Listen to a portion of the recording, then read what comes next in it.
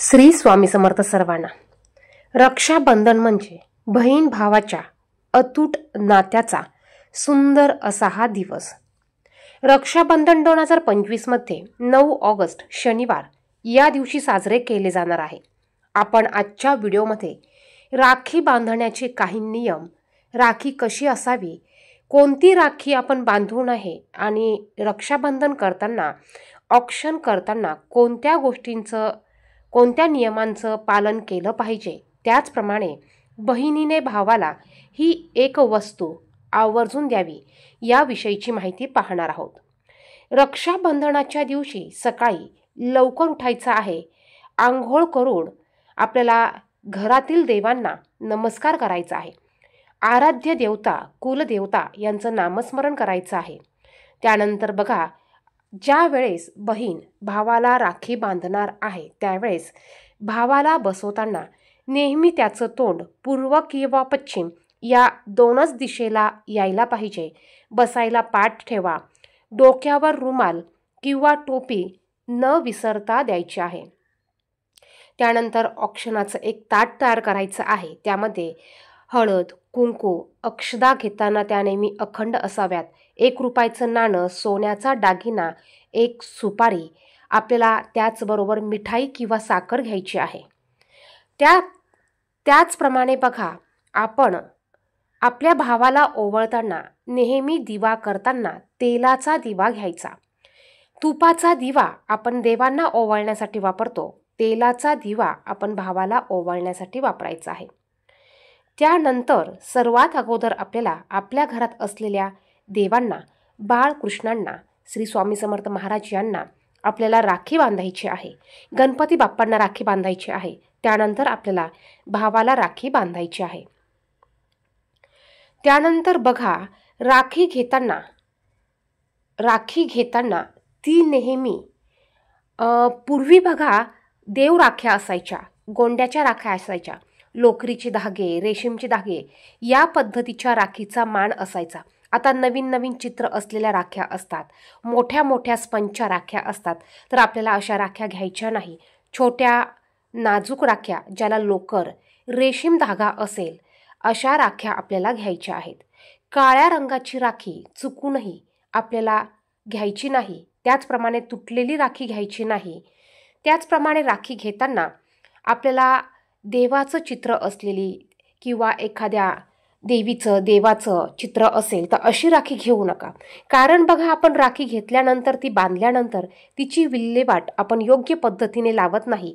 मग अशी देवांची राखी आपल्याकडनं कचऱ्या कुंडीत टाकली जाते किंवा एखाद्या पायंदळी टाकली जाते किंवा कुठेही फेकली जाते। आपण तिचं निर्मल्य नीट करत नाही। त्यामुळे घेताना तिचं पावित्र्य राखलं जाईल अशाच पद्धतीची राखी घ्या। त्यानंतर राखी घेताना त्याच्यावर हिंसक चित्र किंवा हिंसक प्राणी असलेलं चित्र असेल तर अशा राख्या चुकूनही आपल्याला घ्यायच्या नाही। त्यानंतर पहा, आपल्याला राखी बांधताना मंत्रोच्चार करायचा आहे। राखी बांधण्याचा एक मंत्र आहे। आपल्याला भावाच्या उजव्या हातावर रक्षासूत्र म्हणजेच राखी बांधायचे आहे आणि रक्षाबंधन करताना शक्य असल्यास मंत्रोच्चार करावा। यामुळे राखीच्या धाग्यात शक्तीचा संचार होतो। त्याचप्रमाणे राखी बांधल्यानंतर बहिणीने भावाला मिठाई खाऊ घालायची असते। तुम्ही आवर्जून मिठाई ठेवायची आहे। ते शक्य नसल्यास तुम्ही साखर ठेवली तरी चालेल। त्यानंतर रक्षाबंधन, बहिणीने भावाला राखी बांधल्यानंतर बहिणीने भावाला न विसरता ही वस्तू द्यायची आहे। बहिणीने भावाला एक नारळ, त्याला करबुटा गुंडाळून घ्यायचा असा एक नारळ बहिणीने भावाला न विसरता द्यायचा आहे। आणि भावाने देखील बहिणीला एक छान अशी भेट वस्तू द्यायची आहे आणि तिच्या सुखी जीवनासाठी प्रार्थना करायची आहे। भेटवस्तू देताना मग तुम्ही ड्रेस, साडी किंवा इतर अलंकार भेट वस्तू म्हणून देऊ शकतात। या भेट वस्तूमध्ये प्लॅस्टिकच्या किंवा काचेच्या वस्तू तुम्हाला चुकूनही द्यायच्या नाहीये। त्यानंतर राखी बांधताना तुम्ही एक मंत्र आवर्जून म्हणू शकतात। आता राखी बांधण्याचा शुभ मुहूर्त बघा, 9 ऑगस्टला राहू काळ सोडला तर तुम्ही संपूर्ण दिवसभरात राखीही बांधू शकतात.